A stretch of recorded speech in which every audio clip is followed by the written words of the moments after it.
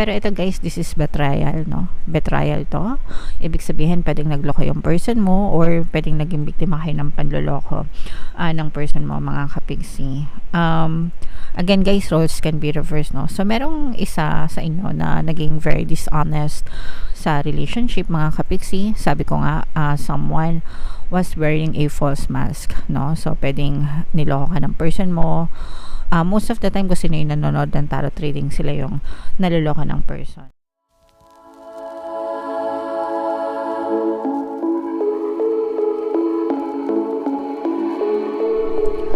Hello guys, hello Capricorn, welcome back to Pinay Pixie Tarot. Ang pamagat ng ating episode for tonight is Silip sa Pag-ibig Kapalaran. Ito yung love life reading natin ngayong December para sa Capricorn, Sun, Moon, Rising, Sign, and Venus. General reading lang mga kapiksi, pwede mag-resonate, pwedeng hindi. Combination ng positive and negative energy. Pwedeng ma-capture yung energy nyo, pwedeng ma-capture yung energy ng person nyo. Roles can be reversed guys. If in case hindi na-capture yung energy nyo, mga kapiksi, pwede nyo panoorin yung video para sa zodiac sign ng person nyo and baka nandun yung energy nyo guys. Okay? So, dito sa spread na to mga kapiksi, ito yung mga mensahe na gustong sabihin sa inyo ng inyong partner o specific person, mga kapiksi. So, my mask keeps me safe. I need to fake my feelings. So, I need to fake my feelings, mga kapiksi. Ibig sabihin ito, nagpe-pretend yung person mo, okay? So, meron siyang maskara na sinusuot. In short, pwedeng nagdodoble cara. Ito, mga kapiksi, pwedeng hindi niya pinapakita sa'yo yung totoong nararamdaman niya or peke, no? Ibig sabihin, hindi totoo yung pinapakita niya sa inyo, mga kapiksi. So, whether this is positive or negative, depende yun sa sitwasyon nyo guys. It's too late. I moved on and do not wish to reconnect. So, pwedeng hiwalay na kayo nitong person na to, mga kapiksi. And etong yung reason guys kung bakit yung iba sa nyo hiwalay na or pwedeng ginosted na kayo nitong person na to or pwedeng meron na kayong emotional gap. Pwede kasing in a relationship ba kayo guys pero meron na kayong emotional gap nitong person na to. I cannot support your actions. It's too much for me to deal with. So parang hindi kanya, obviously guys, based dito sa kanyang mensahe, parang hindi niya sinusuportahan ikaw, hindi niya kayang suportahan kung ano man yung gusto mong gawin sa buhay. In short, parang magkaiba kayo, no? Pwedeng magkaiba kayo ng priorities, pwedeng magkaiba kayo ng gusto, pwedeng magkaiba kayo ng preference, mga kapiksi, and para sa kanya, hindi kanya kayang suportahan.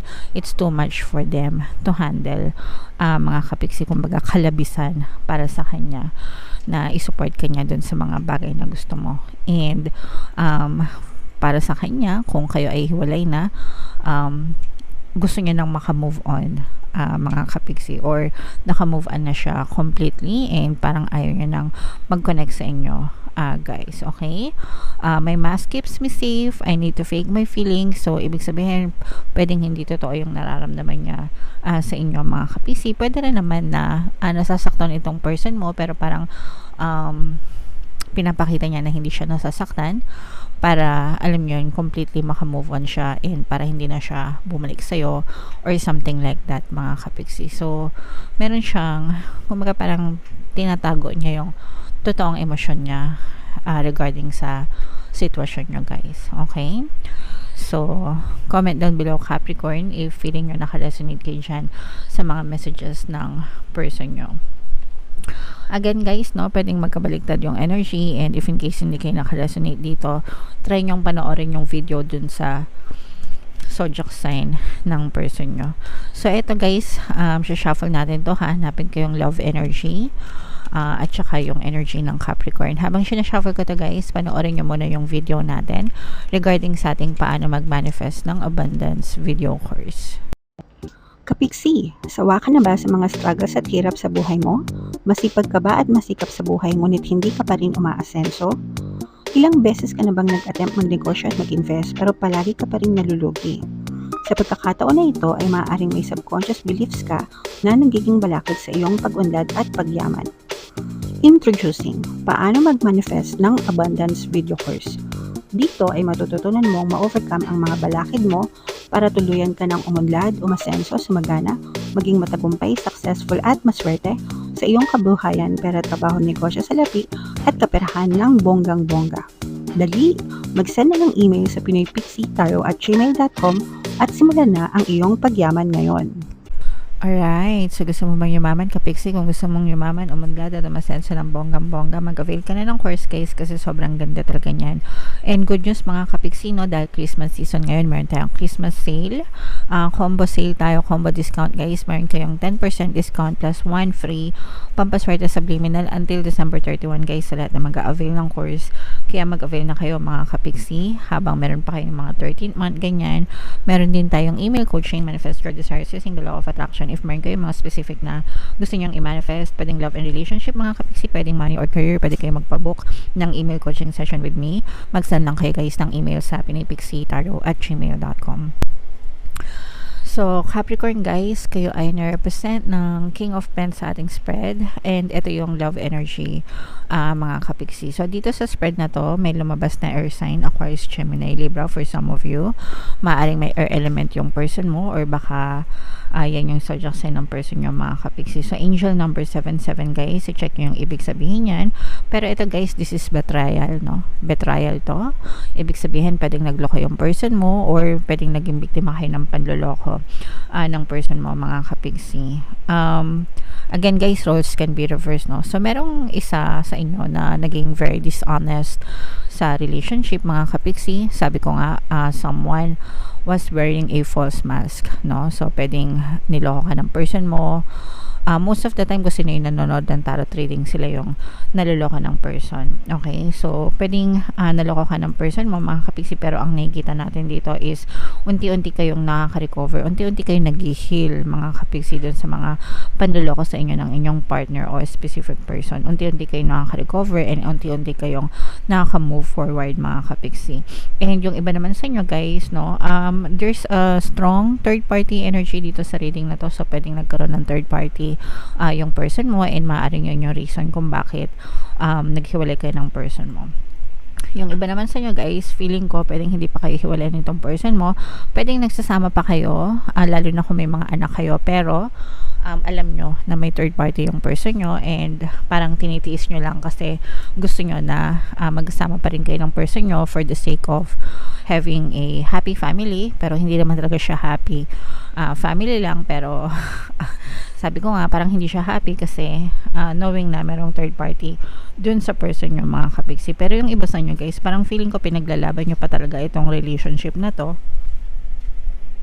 Kasi gusto nyo, either mahal nyo pa talaga yung person nyo, may feelings pa kayo, or again, alang-alang sa relationship or alang-alang sa mga anak. And wala namang masama dun guys, no? Especially kung mga legal kayo, legal na partner, legal na asawa, ganyan. Kung kayo talaga yung legal, okay lang yun mga kapiksi. Pero meron din iba na kapag nalalaman nila na may third party na yung kanilang partner, they don't settle for anything less and talagang bumibitaw sila because they simply don't deserve it kahit pa kasal sila. So, kanya-kanyang preference yan guys, walang tama, walang mali. Ang mali lang doon is kung ikaw yung third party, tapos alam mo third party ka, tapos inagaw mo siya. So, yun yung mali mga kapiksi. Napaka immoral no, guys. So, matatanda na kayo. So, dapat alam nyo na kung ano yung tama at mali. Sa mga kapiksi natin na nakaka-resonate guys, just in case na gusto nyo ma-resolve yung mga problema nyo sa relationship, pwede kayong makinig ng mga relationship subliminals natin. Pampawala ng kabit, pampawala ng balakid, pampaloyal para ikaw ang piliin. So, yung 4 na subliminals na yun, pinaka the best combo.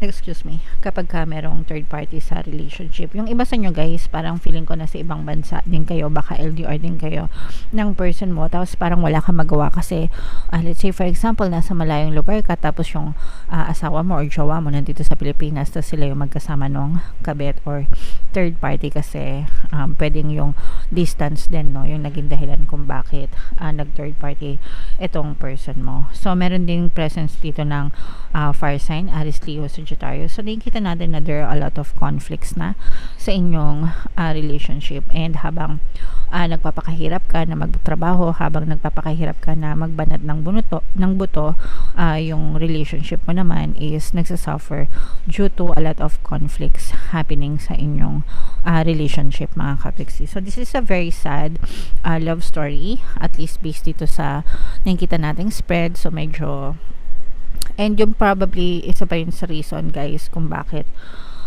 sabi niya, I cannot support your action. It's too much for me to deal with. So baka kasi yung person mo, ayaw din niya na magkahiwalay kayo, no?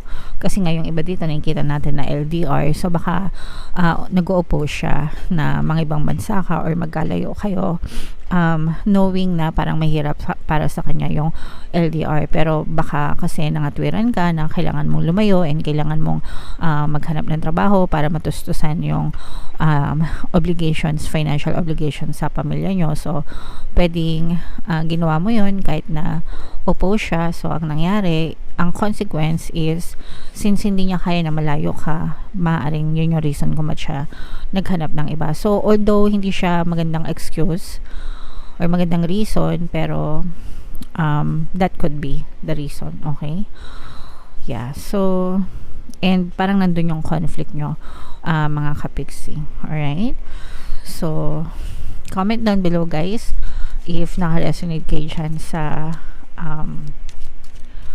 love story na to, mga kapiksi. So tingnan natin yung love message para sa inyo, guys, gamit itong deck na to. By the way, mga kapiksi, no, lahat ng subliminals natin dito sa ating channel, libre lahat yon, mga kapiksi. And kung gusto nyo naman magpa-customize, pwede rin mag-send lang kayo ng email sa pinaypixietarot@gmail.com. So allow your heart and soul to sing with joy. Ito, mga kapiksi, parang sinasabi dito na although you're hurting, although may emotional pain, especially kung nakaka-resonate kayo sa ganitong sitwasyon, wag nyong masyadong damdamin. Isipin nyo na lang na naging biktima lang kayo, ganyan. It's not about you. Baka maling person lang, baka maling pagkakataon lang. So wag nyong, kumbaga, don't be too hard on yourself, mga kapiksi. There's nothing wrong with you. Yung iba kasi, parang kapag ka nagkakaroon ng failed na relationship, ganyan, ang tanong nila agad is, what's wrong with me? Anong kulang sa akin? Anong mali sa akin? Saan ako nagkamali? Ginawa ko lahat. Bakit ganito? Bakit ganyan? Ganyan. So mas madali kasi na i-accept na lang natin na okay, nangyari na, wala na akong magagawa. Pero don't blame yourself too much, and don't also blame the other person. Kumbaga, parang magaan na lang, wala nang sisihan. Okay, wag mo na siyang sisihin, wag mo na sisihin yung sarili mo. Baka you're not just meant to be. If in case man na talagang on the rocks na yung relationship nyo, yung marriage nyo, and kung kayo, di ba, ipagdasal nyo kung gusto nyo talagang maayos, makinig ng mga subliminals, pray and affirm, di ba? Kung hindi, maybe deserve mo ng someone better. Okay, so yeah. Alright, so yan ang message, love reading mo, Capricorn, para ngayong December. Comment down below, guys, if naka-resonate kayo sa inyong love message. Ito nga pala yung ating 2024 kapalaran, guys. Kung hindi nyo pa napapanood, panoorin nyo na. Super nice, super ganda. And ito naman yung ating success stories ng paano mag-manifest ng abundance video course. Click here to subscribe, mga kapiksi. Thank you for liking, sharing, and subscribing. See you again next time. I love you all, guys. Have a nice day. Bye-bye.